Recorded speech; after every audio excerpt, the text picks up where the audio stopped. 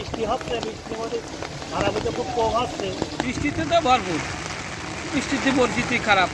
মাল নিয়ে যাচ্ছে, বেগুন, পটল মটল, ঝালমাল, আলু টালু নিয়ে যাচ্ছে। অবস্থা তো পরিবেশ খারাপ দেখছে নিতে। গত 3 দিন বৃষ্টি হওয়ার কারণে আমাদের কাস্টমার আগের তুলনায় নাই।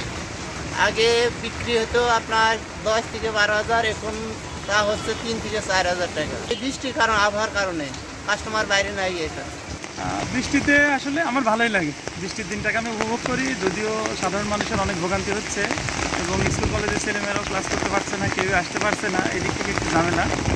আর তাছাড়া জনজীবন তো বিপর্যস্ত, প্রচণ্ড বৃষ্টি, সারাদিন বৃষ্টি, সারা রাত বৃষ্টি। এই বৃষ্টিতে আসলে স্বাভাবিক জীবন তো স্থবির হয়ে গেছে। আর তাছাড়া যারা চাকরি করা হয়তো তাদের সমস্যা নেই, কিন্তু সাধারণ মানুষের অনেক ভোগান্তি হচ্ছে। আসলে বৃষ্টি প্রত্যেকটা মানুষের জীবন একটা দুর্বিষহ বিষয় চলে আসছে, কারণ 2 থেকে 3 দিন বাসাতে বেরোনো যাচ্ছে না, চারদিক বৃষ্টি, রোডঘাটে লোকজন নাই, সব নিয়ে ঝামেলার ভিতরে আছে।